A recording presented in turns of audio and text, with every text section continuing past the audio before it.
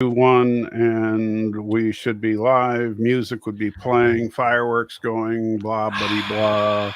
Yeah, audience cheering, screaming, women throwing their clothing at us because we're just so awesome. And Um, if I was good at this, I would have tweeted it beforehand. But I'll do it. I'll throw yeah, something me out. too. But Oh wow, neither of us did. Well, yeah, and I do want to say, so real quick, almost an hour ago, Bird of Prey 5 put into the chat. Bird of Prey 5 always, one thing you can count on about Bird is that one thing that, he really cares about women and shows that highlight women, and he always has. And that's why he wanted to make sure that he said, She Hulk was trash. Too bad I have a doctor's appointment at 4. And he is still here. So good to see you, Bird. And Thomas says episode was kind of boring and very short. Well, it is a short form show. It's only going to be about 30 minutes, 30 odd minutes per episode. It's supposed to be a sitcom. So yeah, that my mom had the same complaints, I guess you could say, where she thought it was too short as well. Yeah, that was something they did say right off the bat, that this was going to be a short form series, which means that when you put together the entire series, it's going to be basically a long movie. Yeah. Like a 3-hour movie. Yeah. Do we know how many episodes total? 6, I believe. Oh, okay. Well, then, yeah, it'd basically be like a 3-hour movie. Yeah. Yeah. So obviously, Bird is here listening in. Anima Confusa is here. Mike Richards is here from Columbus, Ohio. And so let's get right into it. So first and foremost, overall thoughts. What did you think, Danny? Gosh, I know I'm always the positive Pete guy, and I seem like a shill, but whatever. I enjoyed it. I liked it. I liked. I thought it was funny. I liked how they handled the character breaking the fourth wall. I like it. Felt very Saved by the Bell, Zach Morris, the way the episode opens up, and then like with a little bit of a scene where you're kind of already in it, and then she takes a beat to talk directly to us, the audience, just kind of like Zach Morris would. Let me bring you up to speed, and then we get the origin story, and then we get back to the present time frame that And now let's start the actual series 5 minutes before the end of the episode. Right. Yeah. Yeah. No, exactly. So, and it does it for me anyway. It did what a good television show is supposed to do. I want to see next week's episode now. And we'll talk in specifics about other things. But overall, that's why I have it up on the screen. We'll go through the play-by-play here, but I just want to see your overall. You liked it. Yeah. I did. Okay. I gotta say that. And I'm biased. Let me throw my bias out there, because, and I've said this before we ever, I've been saying this for months. I've been a fan of She-Hulk all the way back to the late 1970s, because when John Byrne brought her into the Fantastic Four, I absolutely fell in love with her then. So I really liked her kind of sassy humor style, and I was hoping that would translate well to this show. And I got to say, this felt like She-Hulk. This absolutely felt like She-Hulk to me. Oh man, we're missing the fight element with Kadish not being here. Yeah, I know. I'm sure Kadish hated it, and that's why I was really disappointed that he's not here. Because I was kind of, and I was bouncing this off the wife after the show, because I know that some people are going to say, and I've even heard people complain about some of the stuff in the trailers. Like, for example, when Bruce Banner in the trailers, and we'll get into it when we get to the specifics, but when Bruce Banner in the trailers says, that it's triggered by fear and anger, and her response is, well, that's pretty much just being a woman. And so some people's response is, oh, listen to this crap. That's, this is that woke crap, oh, poor women victimhood kind of thing. And so I bounced that off the wife, thinking about it, because she is nobody's SJW type of woman. And she says, well, look at her. Number one, she's a very petite woman. She's tiny. And she is, and she dresses professionally. She's an attorney and she lives in New York City. Living in a constant state of fear is probably, that's her life. If you're walking around Manhattan, especially after dark, as a tiny little, even modestly attractive person, you're going to be nervous a lot. So, I absolutely can buy that.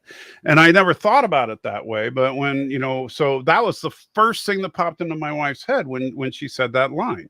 So my wife didn't have any problem with that line, even though I was kind of like, well, yeah, that seems a bit much. She said, what are you talking about?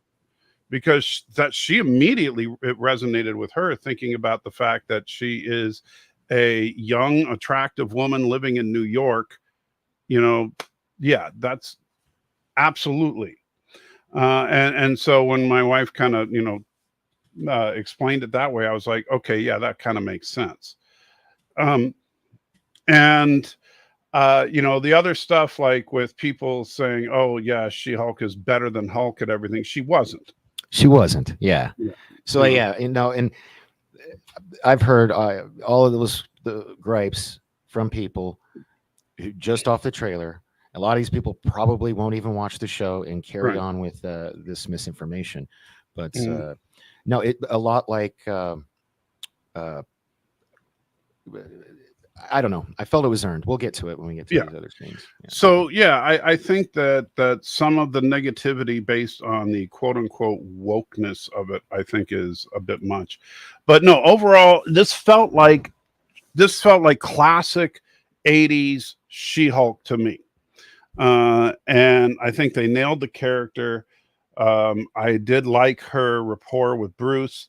The minor changes they made to the origin, I'm fine with it. They just basically did it to make it blend into the MCU a little more organically. And I had no problem with that. So I absolutely like that. And by the way, I like what Anima said, being a tiny female myself can confirm. Yeah. So yeah, absolutely. Yeah, I mean, and you know what John Gill points out, the politics always been have to be such a big subject.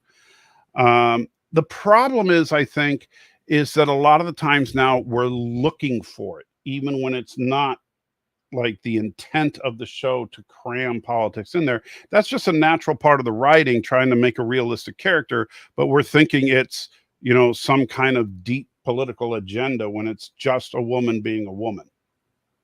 Yeah, I mean, I didn't trust me.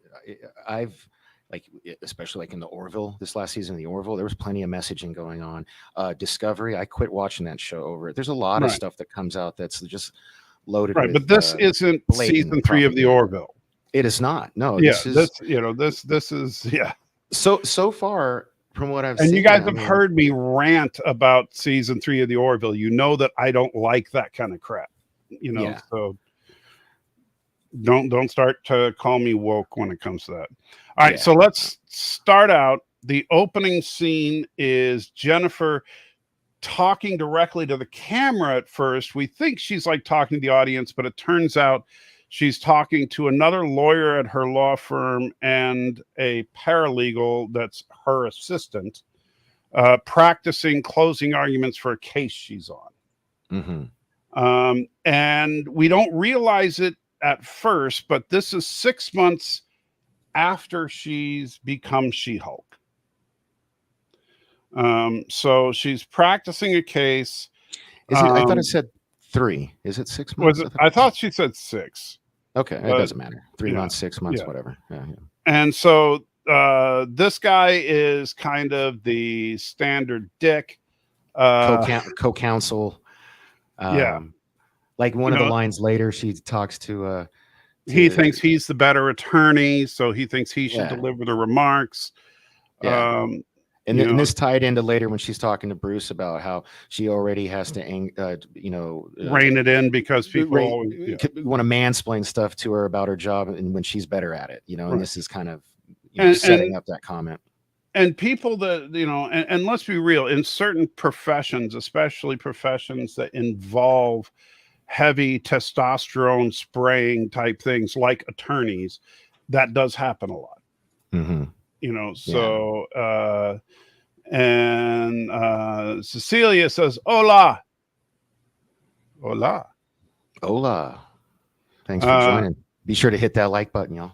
Yeah. And but yes, we want to so remember, it's first of all, if every dude on the show starts mansplaining, that'll get annoying.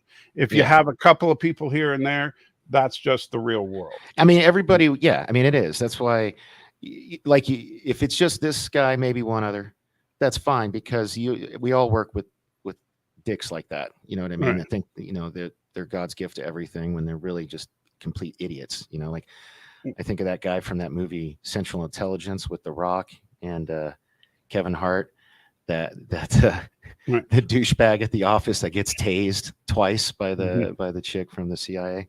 Anyway, movie's fresh on my mind. The funny thing is that, like, what's her name? I'm terrible. I can't remember her name now, but the lead counsel she wasn't the lead counsel, but the one that became like such a megastar from the Johnny Depp trial, the young female attorney. Johnny Depp's attorney. She, I watched some interviews with her, and where she would talk about the fact that, she had to fight a lot of the times to get the right to make arguments, even though clearly she's great at it, So, it does happen. Anyway, so she's just explaining or they're arguing over who should give the comments. And then, of course, her friend says that, hey, maybe you could just Hulk out.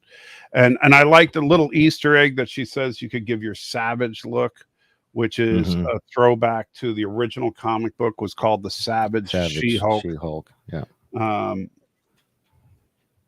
And then she gives her savage facial expression just before she then leaves, and Jennifer turns around and tells us, and this was the first breaking of the fourth wall. Oh, you guys don't know.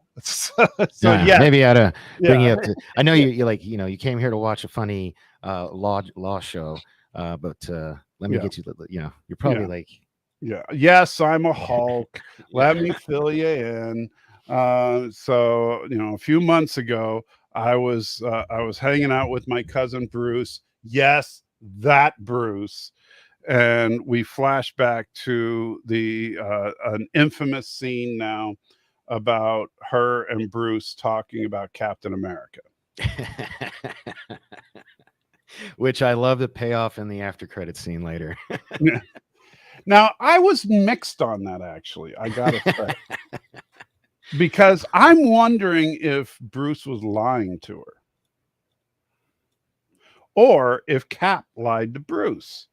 Because I don't think Cap slept with any of the USO chicks.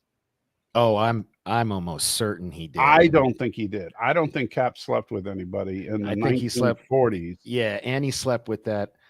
No, he did. He did. I don't think he did. It's Captain America, Mr. Virtue. I don't think he did. Hey, man.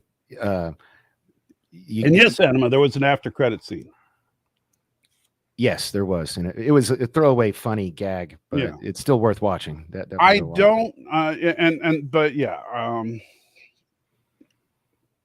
So, I as far as the conversation, I think that her being a more modern sensibilities girl, thinking how crazy it would be for Captain America to be a virgin, that didn't bother me, to be honest with you. That to me felt like a realistic conversation. People that were like getting all worked up over that, think about it. No, this is totally realistic. I mean, if you're finally hanging out with your cousin, who you probably haven't seen in a really, really long time, and he's by the way, the only person you know that knows Captain America. Yeah, you're gonna, and she's probably a Captain America fangirl. Obviously she's talking about it like she wants to know the skinny on, like, is he a virgin? Is he really a virgin? Like, trying to figure it out. And it was so funny because they were just very tongue in cheek about it and didn't actually flat out use any of that kind of direct verbiage. They kind of beat around the bush during the actual episode. But then, the drawings during the final credits, she's got like a board that she's pointing to that actually says the words, it's Captain America, virgin. And then you have the funny scene at Bruce's bar where he tricks her, or she tricks him into telling her the truth, depending on your point of view. Yeah, I still don't. I think Bruce was lying. I don't. Either that or Steve was lying to Bruce. One of the two, because I just don't buy it. Look at Stan Lee's comment. What's more American than shagging the prom queen? Amen. Yeah, but the prom queen never would have touched Steve Rogers. Yeah, but we're talking Captain America. No, he. I know that after he got this injection, this is when he's going around selling bonds with all those. Yes, I know. Girls. And you know what? And that's very believable. He probably shagged. I'm not saying it wouldn't be believable that the girls wouldn't want to. I think that Cap would have said, You ever see that Bigger and Blacker with Chris Rock? It's a stand-up special he did a long time ago. Mm-mm. Oh my gosh, there's this funny line in it where Chris Rock, it doesn't exactly apply, but the punchline kind of does, where he says something to the effect of, a man is only as faithful as his options. You start getting, or maybe I'm confusing it with Dave Chappelle. Somebody in the chat correct me if I'm wrong. If it's not Chris Rock, Bigger and Blacker, it's Dave Chappelle's Killing Him Softly. But basically it's like, you've been getting offered, dudes have been trying to sleep with women since they were 12. I'm pretty sure it's Chris Rock. I'm pretty sure it's Bigger and Blacker, because he's like, you've been offered dick every day of your life. Whenever a guy comes up to you and says, do you need some help with that? What he's really saying is, would you like some dick with that? Men have not lived like that. We don't have women constantly coming up to us and offering us, their version of that. It just never happens. So when it does, men don't know how to react. And you're about at that point only as faithful as your options. Because if you do get a chick doing that and you try to stay away, try as you might, you start to run and you're going to pull a hamstring. You're going to slow down. She's going to catch you. I think one of those girls, at least one of those girls, caught Captain America. I'm not saying that they wouldn't offer it, but you see, Stanley, I don't think, and I just say, I don't think Cap is a sex before marriage kind of guy. I think he's a traditional values kind of guy. I don't think he would do it. Okay. Anyway, that's just a difference of opinion. Anyway, so then as they're driving along, by the way, I love the idea of Cheetos with chopsticks. Yeah, right. I'm like, wow, that is ingenious. Now I'm going to try that one of these days. Cheetos with chopsticks to avoid the fingers. And then all of a sudden, a spaceship shows up out of nowhere. Not just any spaceship, but a Sakaran spaceship. And that's from the Thor. That's where he Thor stayed Ragnarok, for 2 years. Yeah, that's where Bruce stayed for 2 years as the other guy. So that might have tied into that, or because even when he brings it up later, he's like, "Yeah, I don't know. I got to look into that. But right now, we got to take care of you." So they just kind of, it's a gag that they kind of just brush off. Well, he did say he's going to look into it. Yeah. And there we go. So. And it does look very much like the ship that belonged to the Grandmaster, that's what Stan's saying. He says it might be the orgy ship. It's the same type of ship, but notice like in the but now, Uncle Ramus, to answer your question, unless you did you watch the episode? Because he explains why he didn't turn into the Hulk, and he explained why he was able to bleed. He has an inhibitor on his arm to help him. Because remember. And this is actually a nice little piece of continuity because remember, after using the Infinity Stones, his arm was permanently withered away. and he could only heal it while he was in banner form for some reason. They didn't really explain why, but he could only heal it while he was in banner form. So he used this device to put an inhibitor on to keep him in banner form, in order to slowly heal his arm. And that's how then, good plot setup. That's how this whole thing could happen, because otherwise he would turn into the other guy and he couldn't possibly bleed on her. So, exactly. So no, exactly. So they didn't go with the transfusion storyline from the comics, but I didn't have any problem whatsoever with how they did this. And I saw somebody in the chat earlier say, how did she only get out of that with a scratch? Now, I just want to say, if you look at this, I got these scars here. Probably it's a little more than a scratch. I mean, it was, but I've been in a gnarly car wreck like that in a 2007 Hyundai Entourage, where flipped over. I got ejected from the I actually got ejected from the vehicle, and I was like, the adrenaline rush. I popped up. I was like, oh my, people pulled over and they're talking to me and stuff, so I think that's just a combination of the safety features of the vehicle, the adrenaline rush. I had no issue with the believability of that. Especially because they show you where it hits and how it hits. I mean, if it would have got crunched and went straight, I had no problem with that. Short answer. And new cars are much safer, and I think that chance, them surviving and not having severe injuries. Keep in mind, they didn't hit the spaceship. She swerved and the car rolled. Yeah, exactly. And so roll down the side of the embankment there, right? But she didn't hit that edge of the ship head on or anything. I think that is a setup for something in the future, though, as far as this the Sakaran ship, whether that's a setup for World War Hulk, Planet Hulk, or something like that, or if it's just something completely unrelated, we'll see. But I do think that's cool that they set that's something Marvel does very well, is drop things in that are set up for later, bigger, badder things. And so I'm looking forward to whatever that Sakaran ship is. I think I'm pretty sure we haven't seen the end of the Grandmaster, that's for sure, or the planet Sakar. Definitely not. All right, so they roll down the embankment, and you can see, if you look here in this shot, the road and where the car ends up isn't that far. I mean, yes, they play it in slow motion, they do all this stuff, but it really was not that, as far as crashes go. And it's not that steep a drop either. And it was cushioned by trees the whole way. And these newer cars have, because remember when something similar happened to me in 2000. I had a 2007 model, and I had the curtain, what they call the curtain airbags, where they're all around the vehicle and the inside, not just in the fronts and stuff. And these newer ones are even safer. You know what I mean? So, Right. So she swerves to avoid the spaceship, ends up down the embankment. She crawls out and pulls Bruce out, but then she doesn't. And now look at that gash on her. So, you say that's a little more than, I mean, that's not just it's a pretty deep cut. Yeah. But definitely would require some stitches if she wasn't about to Hulk out and heal itself.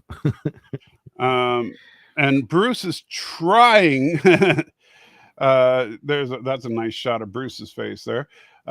Bruce tried to warn her that, to get away, because he was bleeding, because he knew exactly what would happen if his blood came into contact. Well, I think he was more afraid that it would kill her. Right. Because remember later when they're in the lab or whatever, she happens to have the same genetic markers because she's a relative. Yeah. Basically 1 in a million shots, she got lucky. Yeah. Because and they even talk about it later. It was even more so the combination of their blood. It's how he's able to heal his arm. It's how she's able to have the power set that she has, that Hulk even's like, am I jealous? Is that what I'm feeling right now? Jealous? Yeah, because she doesn't have an alter ego like he does. Yeah. Yeah. I can't wait to talk about that scene. I love that scene. Yeah. Live. That's funny. Fox Services. I don't know if it's Hey, let's do that funny jerky boy. Oh, you should have answered it and let me just pretend. No, thank you. Hello. Yes, is the man of the house. I'm Detective John Kimball. I'm a cop, you idiot. What's that body doing over there? Who's your daddy? We're trying to reach Michael. Oh man, you know him? Yeah, well, he's dead now. I mean, he's at the bottom of Lake Mead. You know, might need to ask you a few questions. All right, so then now what I want to know, because since obviously Bruce hulked out here, but we don't find out what happened to Bruce.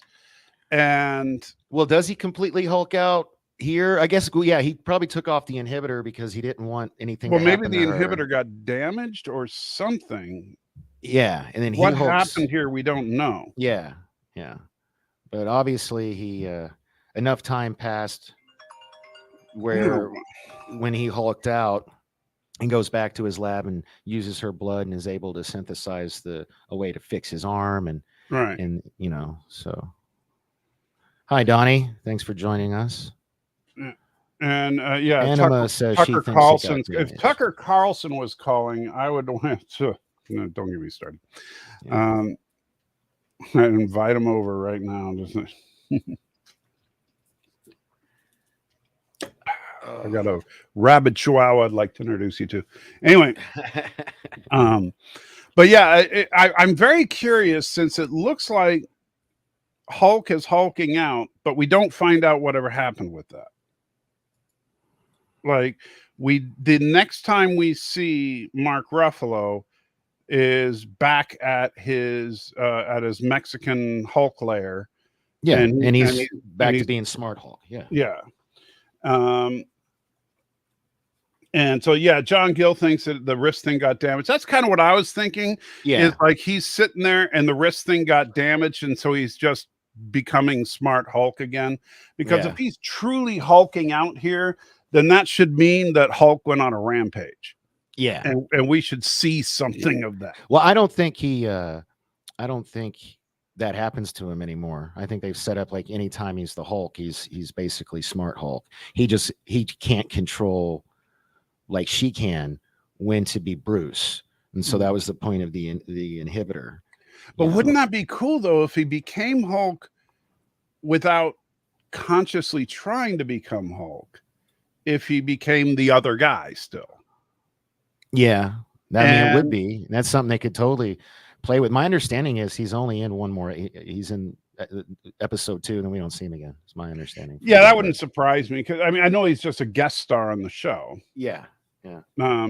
But I would love to see like something like this could lead to him like rampaging across the countryside and then running into Wolverine.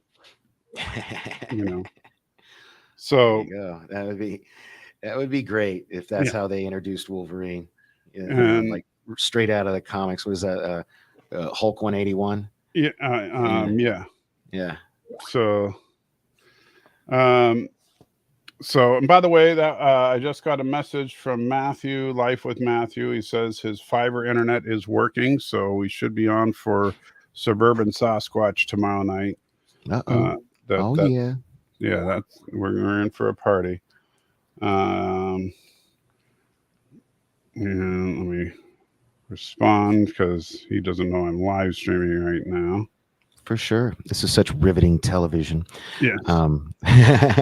While he's doing that, on the last time I was on Salty Trucker's channel, I was about to watch Prey for the second time because Cece hadn't seen it yet. And I watched it with her and Dorian. And during that conversation, you guys had mentioned that I should, or your exact words, Salty, were I should watch Bionic Woman because the lead in it's hot. You said that she was a very attractive young woman.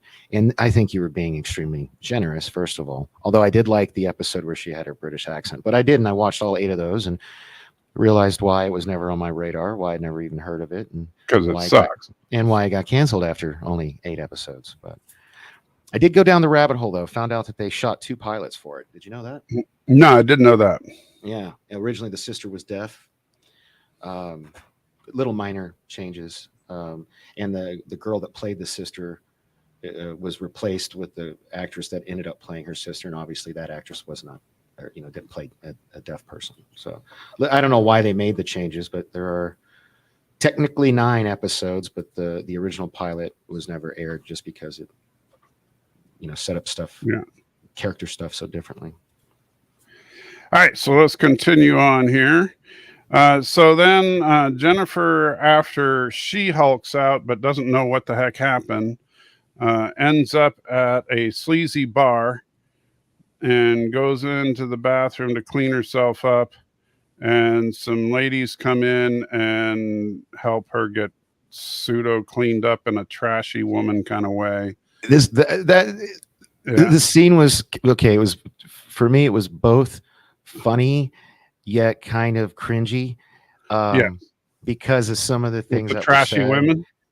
Well, yeah, and some of what they say, girl, like, it's not worth it. Whoever he was, he wasn't worth it. Well, but then they changed it to one of them said or she or they or them, and so I figured, had to be all PC, right? Yeah, so I'm like, first of all, I don't think party chicks that are drunk at the bar are gonna be. They're just gonna say he. Yeah, but whatever. I'll give it a especially pass, at some redneck bar like this. Yeah, there wasn't a lot of that, so I gave it a pass. Right. But it was a cringy moment, That was a pretty cringy scene, but yeah, it was just because at a redneck bar like this, I would expect them to just say, whoever he was, where is he? Let's beat the crap out of him. Yeah, that's what I would expect them to say. Oh, girl, let's go key his car. Let's do this. My boyfriend's here. He'll kill you. But yeah, so they put some clothes on her and put some makeup on her and give her some shoes. And then she goes outside. Some dudes try to get with her. And again, she's at some creepy redneck bar. So, this is a scene, before somebody screams woke, this is a scene that's been in 8 million movies before, where you have some defenseless woman in an awkward place with a bunch of guys, and the guys are like, hey, let's take advantage of defenseless woman, right? And then they find out defenseless woman isn't so defenseless when she suddenly turns into a 7-foot tall rage monster. Which I gotta say that was the best transformation right there, was when let's see right here. That one right there. That one, I love that was awesome. Those guys all just definitely emptied their bladders in their pants. Oh yeah. Yeah. That was a good one, I gotta say. Yeah.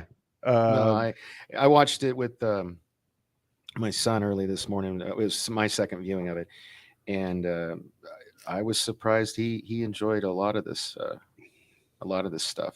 He really, once we get to the montages with Bruce, he really enjoyed that.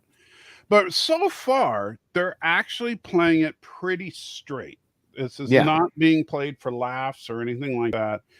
Even though what happened to the guys is kind of funny, it's still, what we're looking at is the kind of the horror of what Jennifer's going through. And it all ties into what she says. So we've already seen her coworker try to mansplain her job. Now we're seeing, like, so these events happen. They tie into the example she gives Bruce later. Right. When she's like, when she says the line that you talked to your wife about. Yeah, which she was like, look, this is not anything new for me. When Bruce was saying it took you 15 years to learn to control your anger, I've been controlling my anger my whole life. Yeah. And I really like how during that conversation, she even brings up, like, not only do I have to worry about controlling my anger, but if let's say I lose control of my temper, then I get called, like bossy or a bitch or however she worded it, but like Emotional. Emotional, Right. unstable. Which the funny thing is, that's what Captain Marvel was supposed to be about, and they failed miserably by making her so stoic. Yeah. In this, I think they did a much better job of what they were trying to do with Captain Marvel. Definitely, and I think it does help with the character of She-Hulk that she is so small and petite in her human form, Mhm. and and when she hulks out, she's like 7'4", so she's still pretty tall. She's still shorter than Bruce, Right. but she's still She's huge. tall enough to where, unless you're Kareem Abdul-Jabbar, you're pretty intimidated by her. Oh yeah. You know. Yeah. Which I am kind of looking forward to some of the stuff I've seen in the trailers with her going out on dates. I think that could be ripe for comedy. So she wakes up not knowing where the heck she is, still wearing the messed up clothes from the bar. And notice, you recognize the shirt. Led Zeppelin shirt. Yes. Was that an Easter egg from something? Was that from Ragnarok? No. What's that from? That is one of Tony Stark's favorite shirts. Oh, okay. And so he's worn that in a couple of movies in the past. And remember, Tony Stark and Bruce Banner built this place. Right. And so that is one of Tony Stark's old shirts. Yeah. No, and that makes sense because he basically was there for a long time helping him. And that reminds me, speaking of Easter eggs, let me go back to the bar real quick. When she first goes into the bar, there is an Easter egg that I caught, right? Oh, shoot. I had it on the screen right there. If you scan that QR code, you can get a digital copy of She-Hulk #1. What? Yep. Who told you that? Is that true? I just tried it. I just, when I saw that QR code, I was like, wait a minute. And I paused it and scanned it. Oh, holy cow. That is so cool. Yeah. Yeah. That's awesome. Yeah. See, I love how Marvel does they really do a lot of little cool things like that. Like I really wanted to spend the time, I just didn't have it. In the beginning, in her office, she's got some type of action figures or Funko Pops on the bookshelf. Mm-hmm. And I was like, I really wanted to see if I could make out what any of those were. Because I think that there could be the opportunity for some fun Easter eggs in there, but I'm sure one of the guys on another channel like New Rock. Oh yeah, one of those, all the Easter eggs that you missed in She-Hulk #1. I'm sure. So she wakes up in this nice place in Mexico. She puts on Tony Stark's t-shirt, and then she comes out, and look at that view. I was telling the wife, if we win the lottery, this is where we're going right here. Oh yeah. Yeah. And it's a smart place that Tony picked, because it's such how could you not be all zen and tranquil in a place like that, Let's see. No, she didn't get stripped down.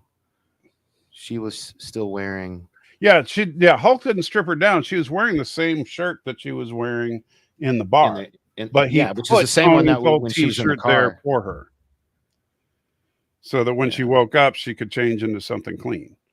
And then I noticed that, and this is I'm sure everybody noticed this one, the artwork has a Iron Man helmet on top of it. Yes. Yes. And which was kind of cool. Although also kind of macabre if you think about it. But yeah, and that would have been from Age of Ultron, probably. Yeah. Yeah.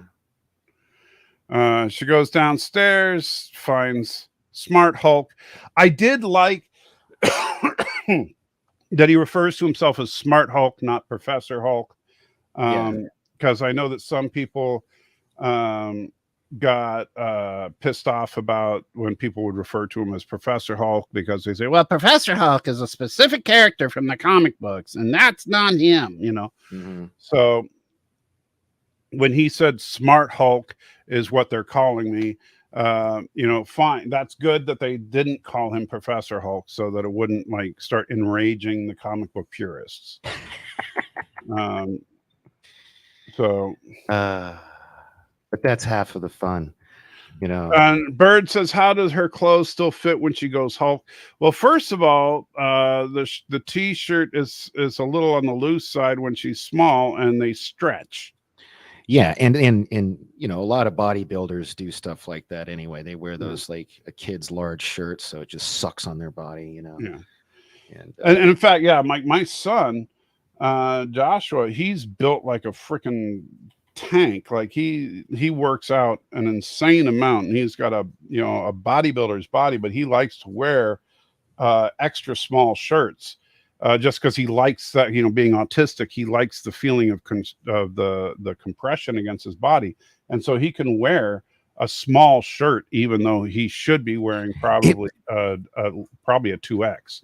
it would be cool though, and people want to get all, you know, whatever about the Professor Hulk thing. It would be so cool if they brought in Mr. Fix-It at some point. Yeah, You know, because Professor Hulk's gray, and because they got right. that from Mr. Fix-It.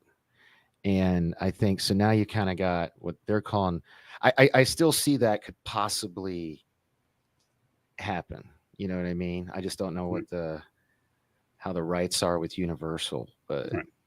And insane hippie insane. Thank you, $10 super chat. Oh, wait. Super chat. Yes, thank you so much. Does Jennifer Walters going off on Bruce Banner, her cousin, about anger control is BS? Jennifer knows that Bruce's anger issue comes from the mental and physical abuse he suffered as a child from his father. You are thinking of a different incarnation of the Hulk, sir. That is not this Hulk. And even if you weren't, as someone who has personally been through stuff like that, and on both sides, you don't always, your cousins don't always know that, you know, their favorite uncle is beating the crap out of you, for example. You know what I mean? So even if it were the same version, I wouldn't have any issue with that. That's easily explained. Yeah, but Ang Lee's Hulk is not this Hulk. Correct. Yeah. And so the child abuse story has never been a part of the MCU. And Anima says in court she rips her clothes. Yes, but in court she's wearing a business suit, which is not stretch. Yes, it is. Yeah, that's not stretchable fabric like a T-shirt is. It's not. And if you guys need me to prove that to you sometime, I used to have, or I still have, a very nice collections of suits that, believe it or not, 30 pounds makes all the difference in the world, and they don't fit so nice anymore. And, and like you can literally see like buttons, like where the shirt's just trying to hold on for dear life.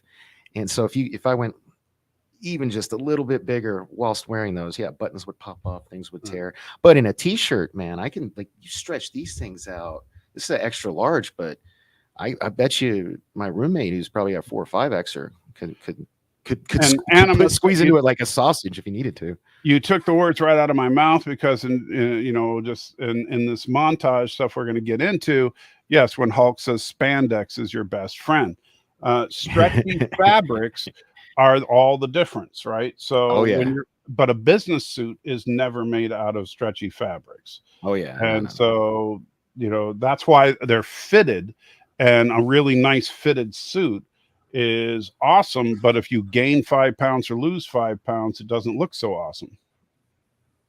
So you got it. That's that's the whole Darth Maul, we're not saying that Eric Bana's Hulk didn't have anything to do with it. We're talking about this version of the Hulk, which originally was Edward Norton's.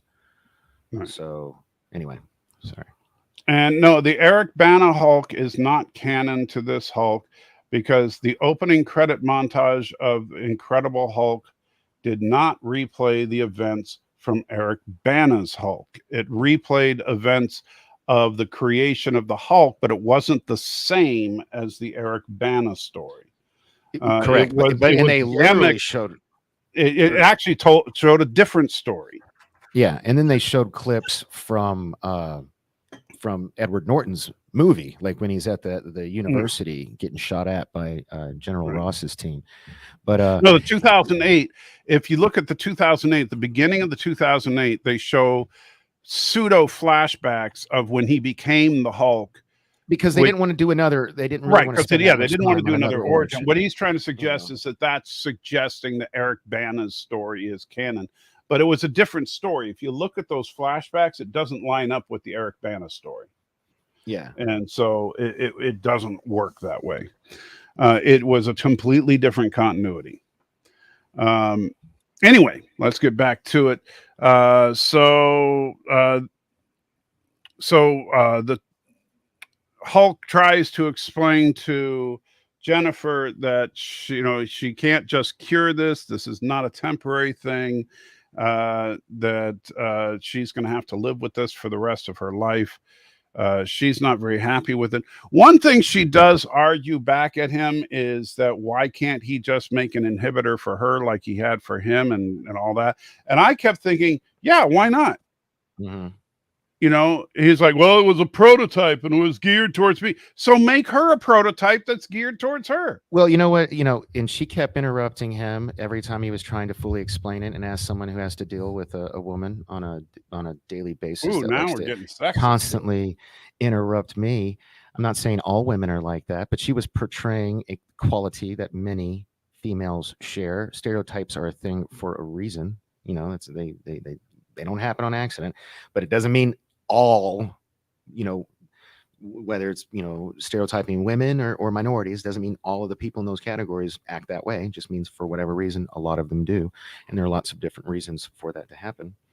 But got frustrated enough to where he just like cuts her off at the end of that. He's just like, just put it. He's just like, I'm not wasting this time trying to explain to you, like, because you won't. Well, shut that's up just and writing because they didn't want to have to try to come up with a reason. I think. That too. And this is supposed to be a sitcom. It's supposed to be light, and it is supposed to be the first. I think the technical description from Disney Plus is even sitcom. It's not, it's right. And that's why, like, Anima and my mom are still complaining about the time it being too short. I don't think it was. I think it's like about the length of an episode of Friends. I would rather the show be an hour long, but I get it. This is what they were going for. Yeah. So anyway, let's keep going. Otherwise, we're going to run out of time. So he shows the DNA, the comparison of the two of them, how her DNA helped him heal his arm. And then I like how he said. Or go ahead. Sorry. Well, this is where she does kind of get a little bit of an ego here, where she's thinking, well, because I'm better. Yeah. And he's like, well, you're different. And different. She's like, no, I'm better. But I like how, he's explaining this to her. And then the only mixture he has left of her blood with his, and like this concoction he made to heal his arm, the only version of that stuff he has left, which he probably should have kept for a rainy day instead some, in case something else bad happened to, him or her. But instead he just incinerates it. And she's all like, well, that's dramatic. It's like, but did you notice like how overkill that incinerator thing was? Yeah, it was kind of crazy. But at the same time, he is, remember, and this kind of does go back to the Edward Norton film after he saw what Mr.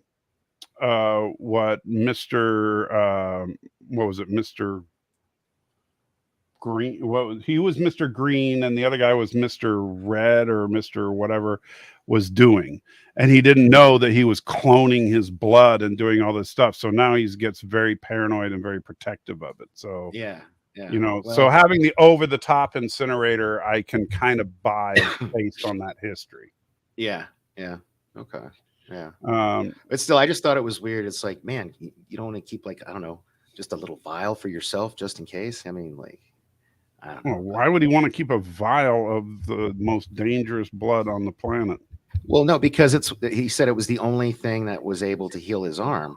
Well, so I'm just saying, if something had, like, why not have a, in case of emergency, break glass type of thing for if anybody figures out how to mortally wound him again in the future. Right. But it was her blood, not his, that helped him. It was a mixture. It was a mixture of the two. So he said that, like, that's what he's explaining with this little, holographic thing or whatever. All right. So yeah, there's Yeah. your over the top destructo ray there. Overkill. Yeah. So then this is the room o death that he came up with to test what would it take to change her. Now, some people were saying, this is insane. Why would he have this room? No, that's what I was about to say. Is I love that she actually says that. She's like, Yeah. "Why do you have this?" Yeah. But and by the way, and to answer, like when people were asking about her shirt not tearing, look how loose it hangs on her here. Yeah. So this shirt, because this shirt fit Tony Stark, not her. Yeah. So Yeah. when she transforms, it makes sense that and the shirt's very tight on her when she's She-Hulk. Yeah, So, that shirt's probably an extra large, and she's an extra small, I would guess. Right. Anyway, but the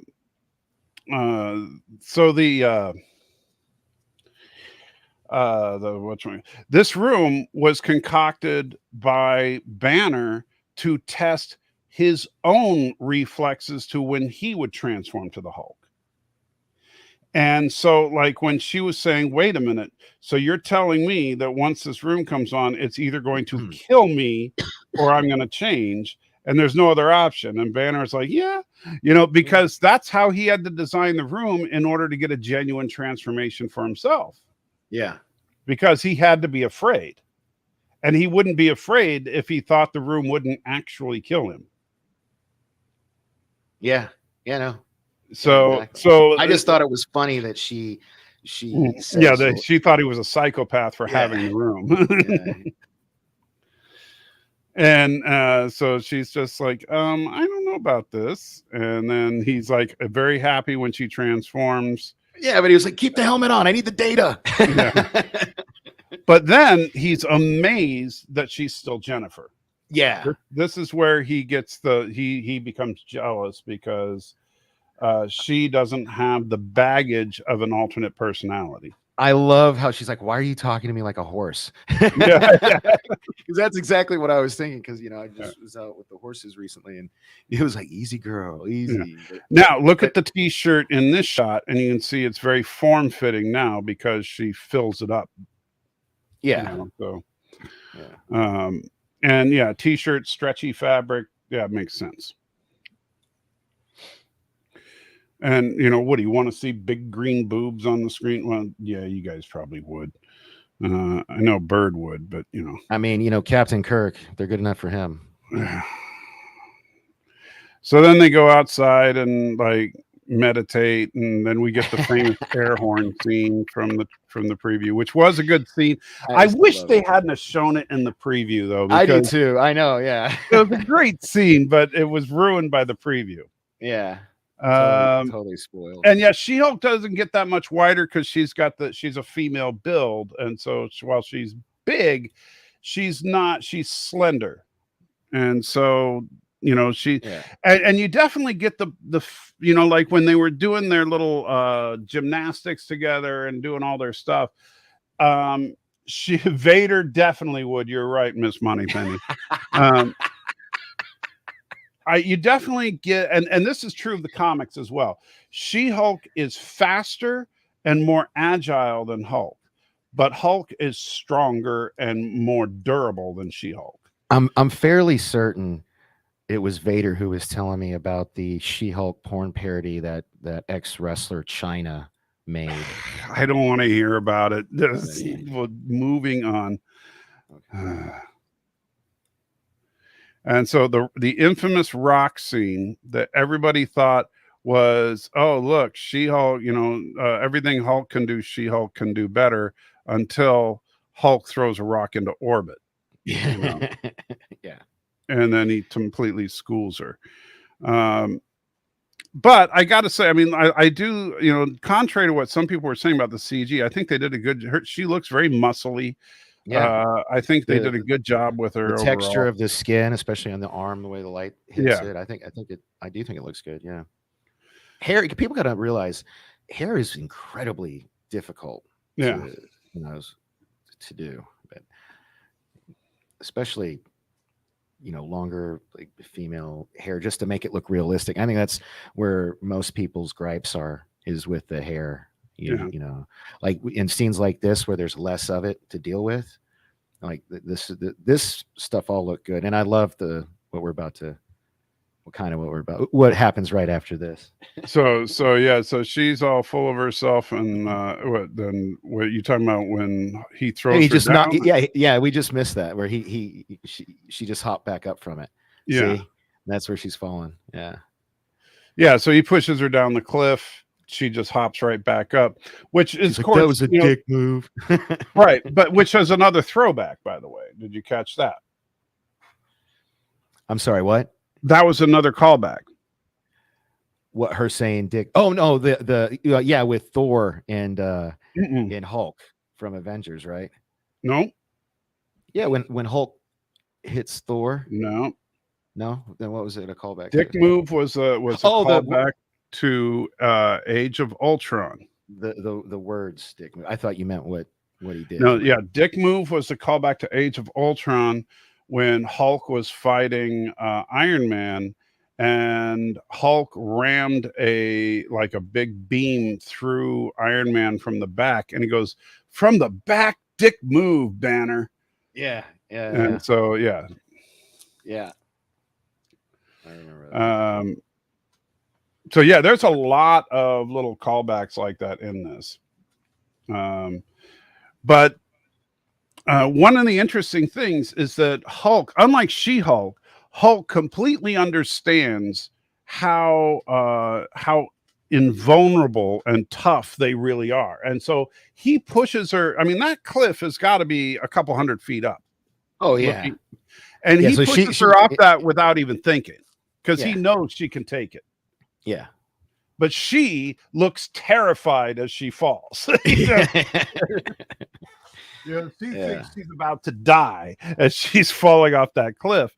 And so I think it's that he, because he understands it and he's trying to show her that, yes, I understand this. And Gorilla's random thoughts. I do apologize. The time change is my fault, but we did announce it about a week ago. And we set the reminders up. And next week we're going to be even earlier because Danny is in dick move, Danny. Yeah. I'm sorry, guys, but it'll be noon Pacific from now on. But we were going to get to that at the end. But anyway, carry on. Sorry. Yeah. All right. So then, learn from the best. She says that later. Though. So then they decide to drink. Now, my wife points this out, and I got to say, and Critical Drinker said this as well. How is it a benefit to be able to drink, and never get drunk? Because he said that you wouldn't get sick. You metabolize. No, but he said you never get drunk. No, he said you get the buzz. You just don't. He said you can get a buzz, but you could never get drunk. Yeah, and here, look, as a recovering alcoholic, I can say that the buzz part is great. It's the blackout drunk part and the puking and that miserable part. That's no. Well, no, I get that. And so from my point of view, I was like, oh, they get to enjoy it up until the blackout part, and then that never happens. That's cool. That's not fair. But then they still get hangovers. So I was like, okay, good. Okay, there is like I was talking to. He does. He didn't seem to get a hangover. Right. Yeah. And that could be another thing because she has less of the gamma than he does. Yeah. Yeah. And let's see. And then we have another thing, Bruce Banner and Tony Stark's initials in the bar. Yeah. I did think it was funny where he said, we built this bar. Well, I did the building and Tony was just drinking. Telling me what to do while drinking. Yeah. That sounds about right. And the next morning she has a hangover, but he seems fine. Yeah. So, and then he's also like a bigger version. I mean, you got to think so when I was 400 pounds, I still can't picture you at 400 pounds. I can show you pictures. I've seen the pictures, but I'm not convinced I think that's CG. You're funny. I wish it was. But I could drink that was the problem when I lost all that weight, especially because it was the surgical way, you know, I lost 200 pounds in like a year. You know, it didn't give me time. I kept, you know, I kept drinking like I was when I would go drink, because back then I still, you know, only drank on special occasions, like maybe like once a week, you know, twice, you know, and but I could drink everybody I knew under the table, and I wouldn't get blackout drunk or anything like that because I was so big. You know, you just like it makes a difference.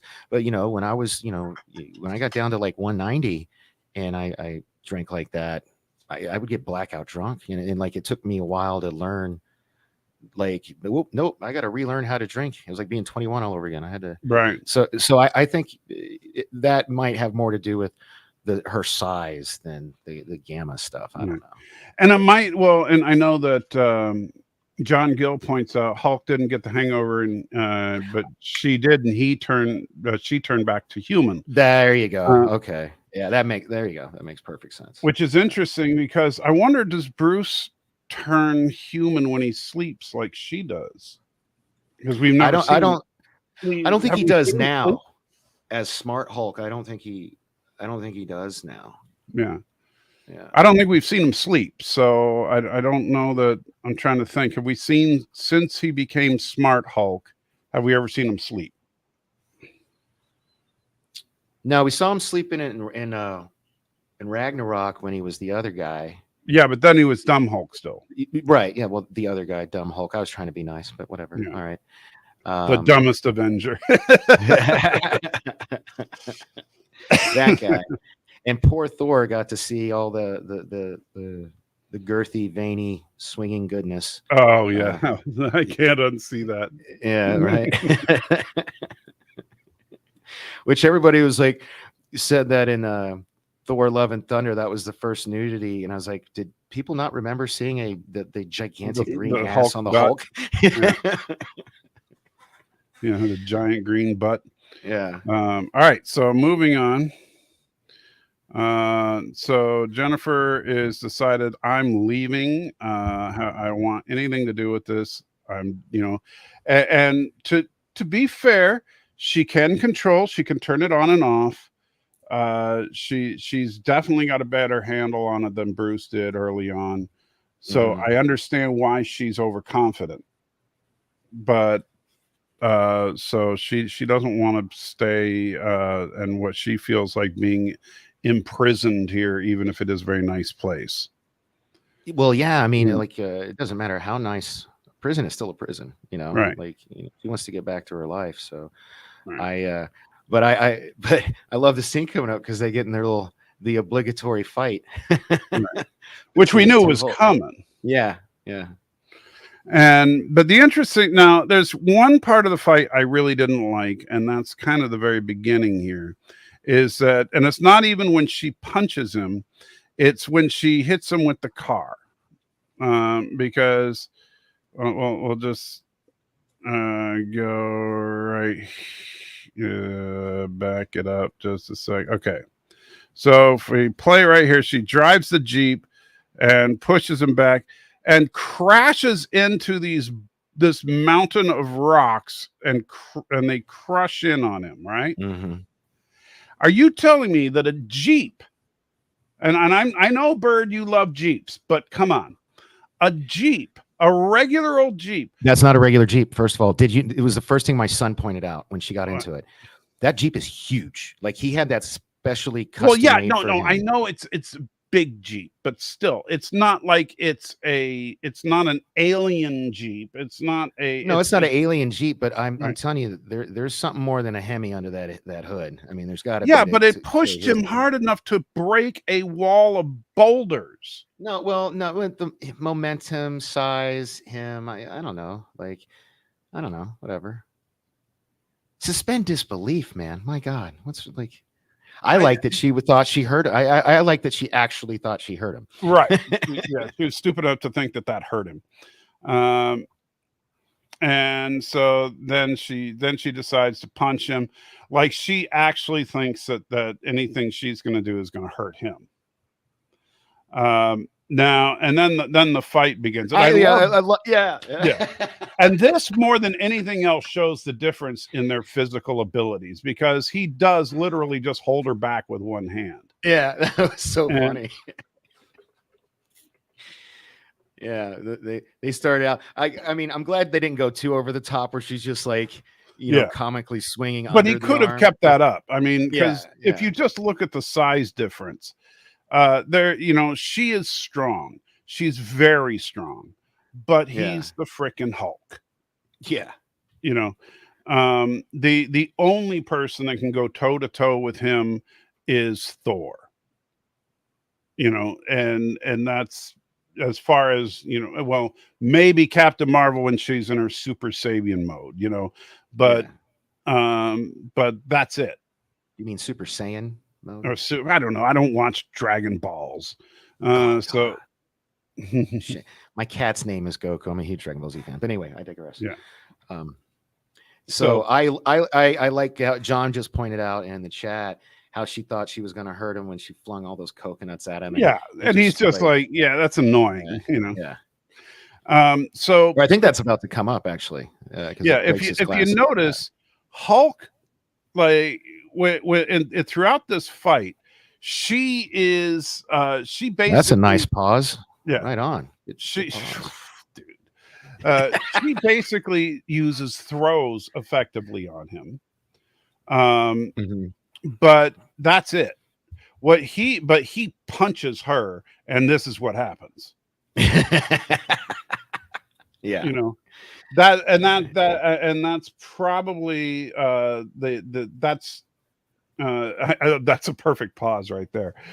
So she can throw him and do stuff that can do some damage, but when he actually connects, it's like, you're in trouble. Yeah. Because he's the frickin' Hulk. Oh, and this was funny where she's learning how to do the sonic slap. Yeah. The first time. And notice, like, her sonic slap was nowhere near as strong as his, but she just did a whole lot of them. Yeah, she had to do it over and over and over again. Yeah. Those were the coconuts we were talking about. And then, Yeah, and see, look, he punched her, and look at what happened to her. She's flat on her butt again. Yeah. And so over and over and over, he punches her, and she just ends up on her butt. Yeah. And he's not even trying. He's basically just kind of swatting her away like a. And I mean, she broke his glasses. That's about the extent of what she did to him. Yeah. And so people that think that, and then they break the bar. That was a bummer, but they rebuild it together. Yeah. So people that want to say, they made her even better than the Hulk. No, they definitely did not. Yeah. She's smart, but she was smart before she became the She-Hulk. And that was true in the comics as well. Yeah. She's a good lawyer, but she was a good lawyer before she became the She-Hulk. Yeah. I really like their chemistry. It felt very familiar. They felt like family. Yeah, it really did. It's like my mom said is in the chat here. This is probably the same way they acted as kids. And right. Very, very much so. I remember, my cousin Billy and my cousin Katie and me and my brother, we all hung out quite a bit. And there were some times where we'd bicker and fight, and then like cut to that night, and we'd be hanging out, eating chips, drinking soda, playing video games. You know what I mean? It's just like. And notice now they're eating the family size bags of Cheetos like they're the little snack packs. Yeah. Yeah. Using chopsticks. But no, Lancer, that is not the same bar that we saw in with Venom. So we're not going to see that's not a prelude to Venom Hulk at all. Yeah. No. Yeah. But so we have obviously they rebuilt the bar and made up, but they're family. I mean, they fought, but they love each other. They're family. Yeah. And I'm going to try to eat Cheetos with chopsticks. I'm going to try that. Yeah. And this is, I don't know if it's right after this or if it was right before this, where he's like, well, if you want to go back to being a lawyer, you can, as she breaks the fourth wall. Well, it's when they were rebuilding the bar. And he acknowledges it, which I thought was funny. Yeah. So Yeah, when they fell down on the bar, and it's like, see now, look, he, You're fixing it. yeah, Oh yeah, this is the scene. Yeah, right yeah, here. yeah, where he's like, yeah, yeah, yeah. If you want to go back to being a lawyer, I can respect that. And then she looks at the camera and says, no, he doesn't. Yeah. You know, and he's like, what? Yeah. And so I'm wondering, if they're going to do that more as the series progresses. Yeah, right there. Yeah. I don't know. I'm easy. I love that they're doing this. Like I said earlier, it really kind of reminded me more of a Saved by the Bell style versus a Deadpool style, where Right. you're like more include like, you know, Zach Morris would be like time out, and then he would talk to the viewer, and that's how this episode starts and ends, with her breaking of the fourth wall. Or this one is more like a Deadpool type one, you know what I mean? Where Deadpool's like, I'm not talking to you, I'm talking to them. And it's like, wait a minute, who? Yeah. You know, but yeah, I would love to see like more moments like this through the series.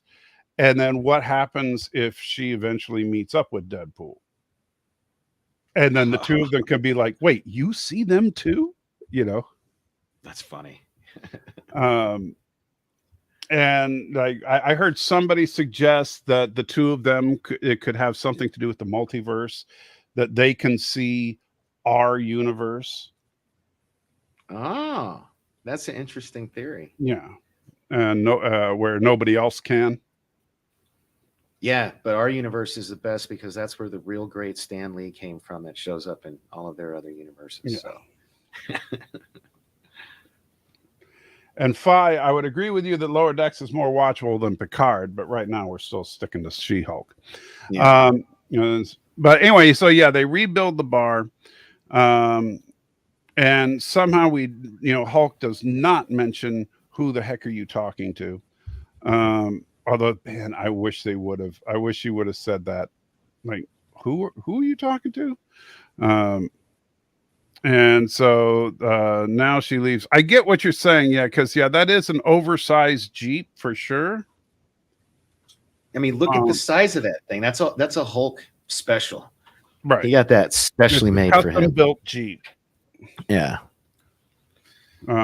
Custom built by Peter Jackson and his team of people that can do force perspective to make something look bigger. So she gets in and she goes back, and now we're back. In the present day, and she's like, "Yep, okay, that's how it all happened." Now, remember, it's just a legal show. It's just a legal comedy. Let's have fun. Remember, we're not a superhero show. I'm not a superhero. I'm just a lawyer, you know.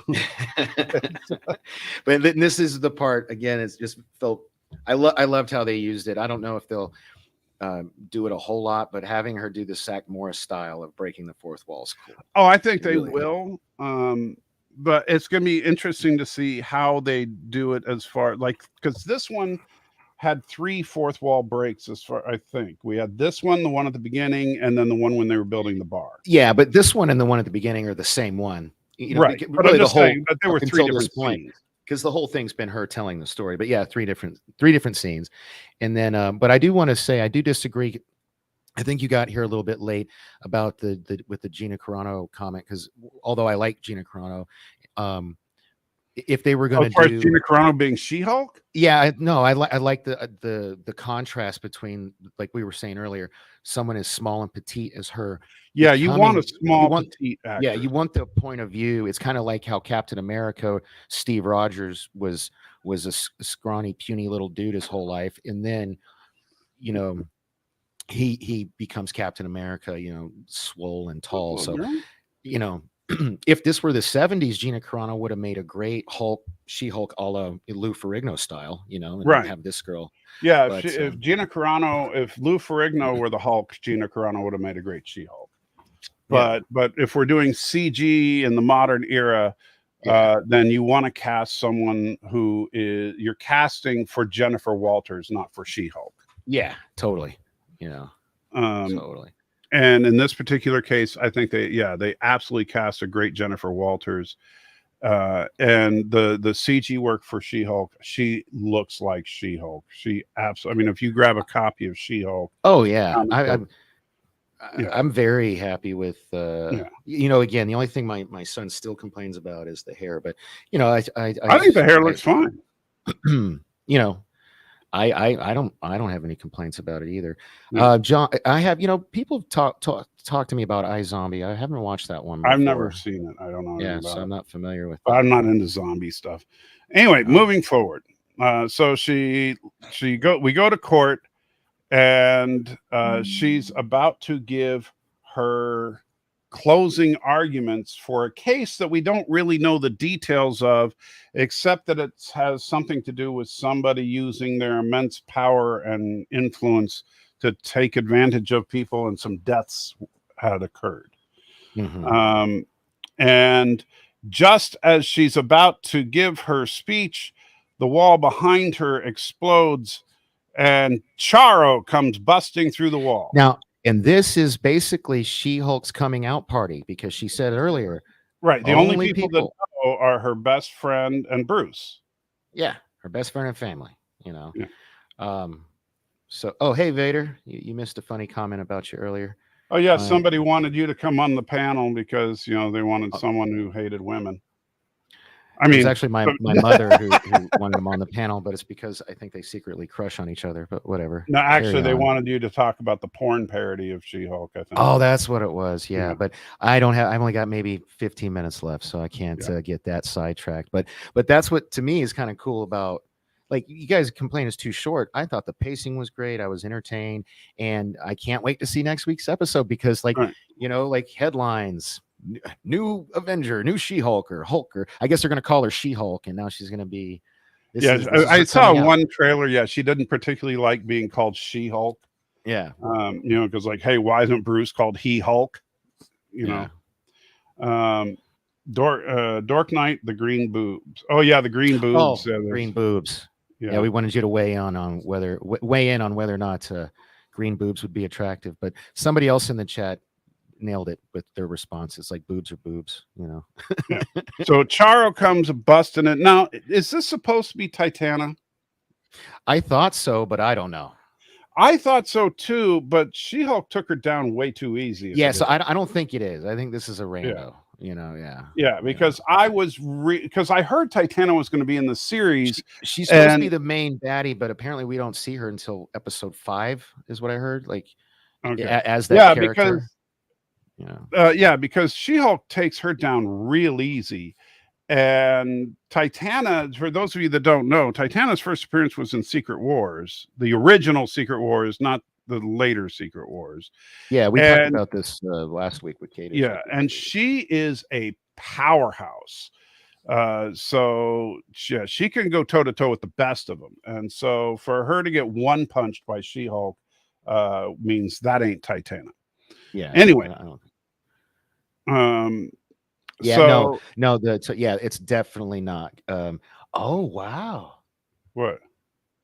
Okay, Jamil. So, but we won't see her in costume. That's weird. IMDb credits her with not being in all of the episodes, so that's weird. Anyway, I didn't see her in this one. So this chick comes busting in, and so the guards are like, okay, you know, and Jennifer, of course, has to take off her shoes because she doesn't want to ruin her shoes. And she hulks out for the first time in public. And I do like where they're like, who the hell are you? And her answer is Jennifer Walters, attorney at law. that was awesome. That made me think of Harvey Birdman. You know? Yeah, right. It was it was cool. I did like the touch though, because that is such a chick thing where her, like, the friend is like, "Oh, girl, your shoes." You know, I thought that was a nice little touch. So, so she takes her down, then unhulks, readjusts her suit the best she can and says, okay, I'm ready to give my closing argument now. And that was kind of that to me was the most badass moment right there. Was okay, I'm ready to give my argument. Yeah, right. And I that love was how like, her hair's all disheveled. And yeah, that was like that made me think of Harvey Dent from The Dark Knight. Remember when Harvey Dent punched that guy with the gun, and they're like, "Get him out of here." He goes, "No, I'm not done with him yet." You know, I wasn't done with him yet. Yeah. So right there, she's like, she literally just beat up a bad guy in open court, and now she's like, "Okay, I'm ready to give my closing argument." And it's like, really, you're not going to ask for a recess or something? Nope. Yeah. Okay. And that's the end of the show, except for the and I do like, by the way, that they use the court sketch drawings for the credits. Yeah, I enjoy these. I was talking about these earlier. One of them has the reference to Captain Rogers' virginity. But okay, so then here we go. We go back to the Anima. If you're still here, this is the after this credits. is the post-credit scene. We see a very drunk Jennifer Walters. No, she's faking. And very drunk Jennifer Walters with Hulk, and then Hulk finally spills the beans that Captain America actually lost his virginity in 1943 to a USO worker, and then she's like, "I knew it, Captain America." And then they cut it. Yeah, my son and I got a great laugh out of that. Because I actually didn't know about. That's the whole reason I made sure to watch it again this morning. Last night when I watched it, I didn't make it to the after credits scene, as I didn't think there'd be one. And then I heard all about. I didn't hear. I heard that there was one, but not what it was. So as soon as I got him up, I was like, okay, we're watching this. It's only like 25 minutes. Come on. Yeah.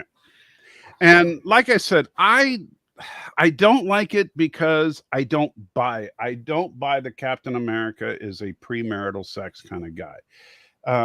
It's not, again, I don't have a problem with her, and because I'm trying, I try to be true to whatever the story and the characters and all that in the universe are. I don't have a problem with her, even making fun of Captain America for being a virgin. I don't have a problem with her being disappointed that he's a virgin, because it was the opposite. She's crying because she was saying, says like, how could that's like, but what he should have said when she was like, I can't believe that Captain America would die a virgin, and he could say, he didn't die a virgin. He went back in time and married his sweetheart, and they lived and they had a whole life together. And but he's probably not allowed to tell people about the whole time travel thing, classified info and all. I don't know. Maybe not. It's also funnier this way, and I totally buy it. I know you don't, but I do not buy the USO thing. He can't get drunk anymore. He's right, but you know what? But Steve Rogers is supposed to be the epitome of morality, and you're telling me that Steve Rogers, for everything that he represents, is going to have premarital sex in the 1940s. My Captain America? Yes. Not your Captain America. Yours? I'm talking about the Captain America. It's not my Captain America. This is starting to remind me of Captain America is not scene. Relative. Okay. I get it. This is starting to remind me of that scene in Mallrats. It's like, is the things dork made out of orange rock also? I mean, it's like, come on, we just don't. Well, technically, yes, it is. Yeah, well, of course it is. But did he come or what? Dear God, man, there's just some things you don't talk about in public. And whether Captain America had sex, publicly arguing over that, I don't know if that's But so your overall. I know you don't like that premarital sex thing, but overall you enjoyed it, right? That was, to me, that was a flaw in what was overall a really good show. Was it a big enough flaw? Like, no, it didn't break the show for me. Don't get me wrong. Okay. I didn't like it, but I think the show would have been better without it. But I still would recommend the show. And so at least I would recommend based on this one episode. The problem with a show like this, and this is going to be any kind of serialized show, is I can't give a fair rating. Like if you say, whoa, what is it out of 10? I can't tell you until the season is over because if the last episode is absolute crap and it ruins the whole story, then it could ruin the first episode. Okay, so I can see that. So that's why I remember when we did the Orville, I tried to do like a baseline. Right. And Is it a good opening to a story? Yes. I thought so. Yeah. Yeah. But I'm not going to give it a score out of 10 until we see the whole story. I consider this chapter 1 of a 6-part movie.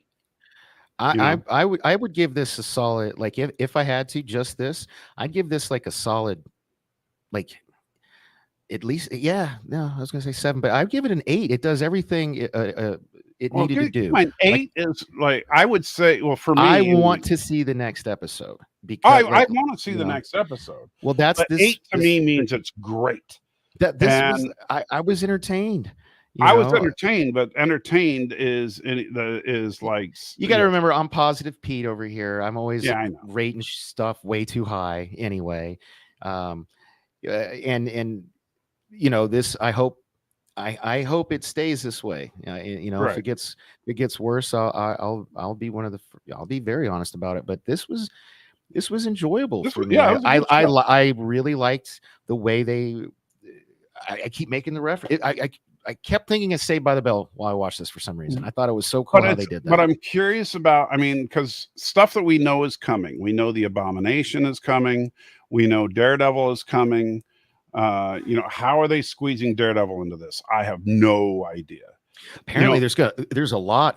Wong is in it. Wong's coming, and there's a lot of stuff that's going to be coming.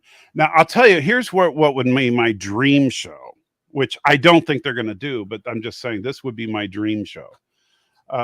Would be, and John didn't like it very much, gave it a 4 out of 10. Most of the humor didn't land. Fair enough. I mean, humor is funny. That's fair, Yeah. Humor either makes you laugh or it doesn't. Yeah. Exactly. The humor works for you. It all worked for me. That's why I enjoyed it so much. Most of the humor landed for me. But what if I was going to get the show that I truly would love to see would be you have a court case come up, which obviously she's a lawyer, so that's easy enough to set up.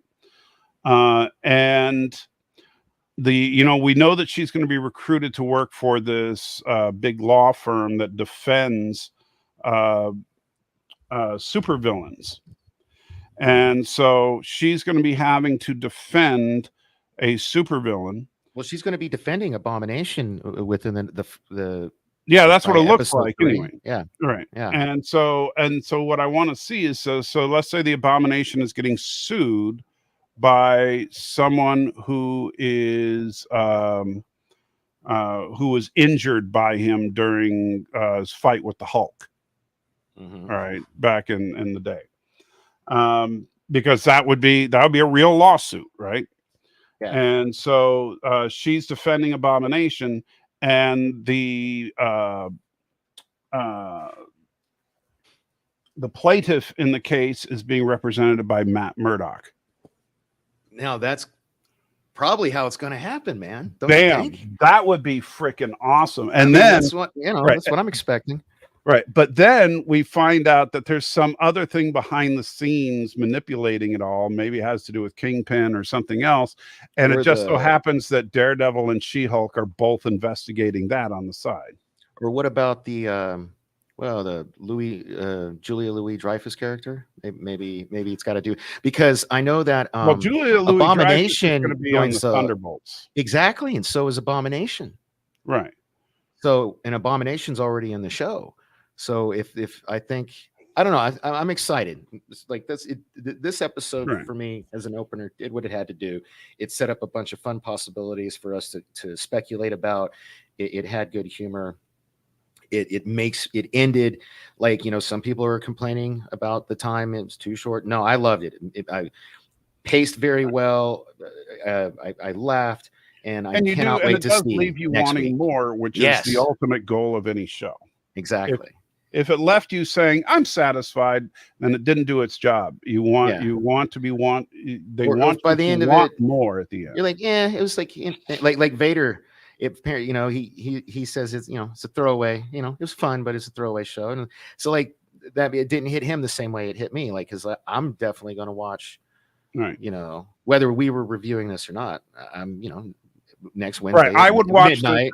yeah, if I had no YouTube presence at all, I would still watch this show. Totally. Absolutely. Yeah.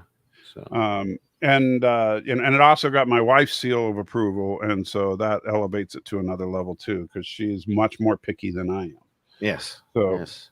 Well, so is Dorian, my son, and he enjoyed the first episode as well. And So. Phi thinks it needs more abomination. Well, he is coming, so don't panic. Yeah. All right. So with that, I know you got a hard stop coming up in a couple of minutes. So you got anything coming up other than the usual? I will be making some announcements soon. I've got something really awesome in the works for September out here in Vegas. It'll be taking place during Amazing Comic-Con. Okay. So I'll once all the stuff is signed and I can talk about it, I will. But it's really exciting. I'm hoping to get all my local people involved, like the Salty Nerds, you know, and things like that. So, yeah, so I'll have that coming. But as far as like, you know, me, you know, here with you Thursdays next week, it's not the same fat time, same fat channel. It's at noon Pacific next week. Tomorrow is Friday, noon. I'll be appearing on TGIF over at Pop Culture Minefield. Saturday morning, I'll be I was about to say Salty Nerd. I will not. I will be on Pop Culture Minefield again Saturday at 10 a.m. And then, yeah, that's about it. Yeah.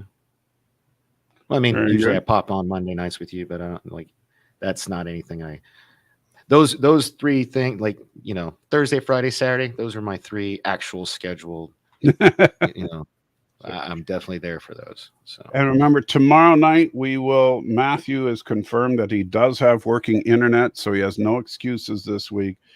Suburban Sasquatch tomorrow night on movie night with Matthew. So I'm so looking forward to that.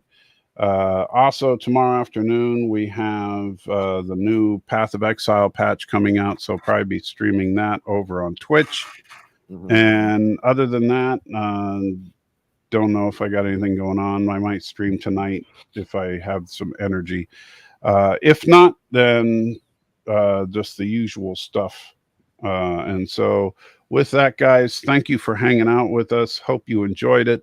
And remember, you are the salt of the earth. Danny is kind of an idiot, but, you know, and I am the salty trekker.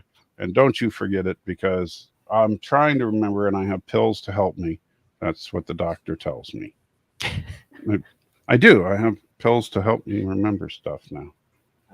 And but you don't remember what they're called, do you? No, I can't pronounce it. It's horrible. All right. Well, live long and prosper, everybody. Dork night out. Or live long and perspire, I think it's. Oh, yeah. Yeah.